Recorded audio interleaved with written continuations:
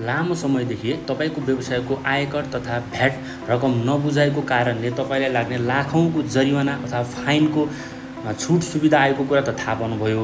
ती फर्महरू भरेर वास्तवमा छुट सुविधा कसरी लिने हो भन्ने कुरा थाहा नभएर दोधारमा हुनुहुन्छ भने यो भिडियो हेर्नुहोस् है। तपाईले यदि विगतमा प्यान नलिएर कर लाग्ने कारोबार गर्दै हुनुहुन्थ्यो भने तपाईले यो फर्म भर्नुपर्ने हुन्छ। यदि तपाईले विगतमा प्यान लिएर कुनै पनि कारोबार गर्नुभएको छैन भने तपाईले यो फर्म भर्नुपर्ने हुन्छ। र यदि तपाईले प्यान लिएर चाहिँ कारोबार गरिरहनु भएको छ, तपाईको अनि आयकर चाहिँ बुझाउन बाँकी छ भने तपाईले यो फर्म भर्नुपर्ने हुन्छ। त्यसैगरी तपाईले भ्याट लाग्ने कारोबार गरेर अहिलेसम्म भ्याट दाखिला गर्नुभएको छैन भने तपाईले यो फर्म भर्नुपर्ने हुन्छ। त्यसैगरी तपाईले विगतमा भ्याट सङ्कलन गरेर भ्याट विवरण पनि बुझाउनु भएको छैन र भ्याट पनि बुझाउनु भएको छैन भने तपाईले यो फर्म भर्नुपर्ने हुन्छ। अब कुरा गरौँ यी सुविधाहरू वास्तवमै कसरी उपभोग गर्ने।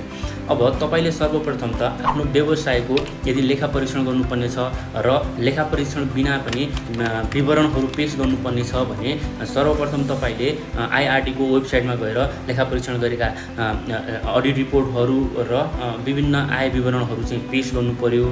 र ती सबै आय विवरण र लेखा परीक्षण गरेका अडिट रिपोर्टहरू पेश गरिसकेपछि वेबसाइटमा देखिने जुन तपाईको एकदम वास्तविक ट्याक्स छ त्यो ट्याक्स प्लस अनि यी विभिन्न सुविधा दिएका सुविधाहरूको 1% अथवा अन्य सुविधाहरूलाई चाहिँ पैसा तिरेर अनि त्यो भाउचरसँगै यी फर्महरू फिलअप गरेर अनि कर कार्यालयमा गएर चाहिँ ती सेवाहरू चाहिँ अथवा ती सुविधाहरू चाहिँ वास्तवमा हामीले उपभोग गर्न सक्छौँ।